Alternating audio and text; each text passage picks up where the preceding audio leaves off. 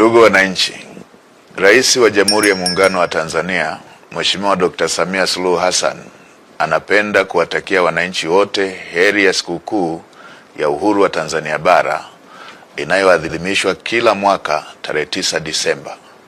Aidha, serikali inawashauri wananchi wote ambao tarehe 9 Disemba 2025 hawatakuwa na dharura kuitumia siku hiyo kwa mapumziko, hivyo kusherehekea siku hiyo wakiwa nyumbani, isipokuwa kwa wale ambao majukumu yao ya kazi yanawataka kuwepo katika vituo vyao vya kazi kama ambavyo wataelekezwa na viongozi wao.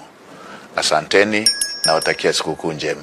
Ndugu wananchi, Rais wa Jamhuri ya Muungano wa Tanzania, Mheshimiwa Dr. Samia Suluhu Hassan anapenda kuwatakia wananchi wote heri ya sikukuu ya Uhuru wa Tanzania Bara inayoadhimishwa kila mwaka tarehe 9 Disemba. Aidha, serikali inawashauri wananchi wote ambao tarehe 9 Disemba 2025 hawatakuwa na dharura kuitumia siku hiyo kwa mapumziko, hivyo kusherehekea siku hiyo wakiwa nyumbani, isipokuwa kwa wale ambao majukumu yao ya kazi yanawataka kuwepo katika vituo vyao vya kazi kama ambavyo wataelekezwa na viongozi wao. Asanteni na watakia sikukuu njema.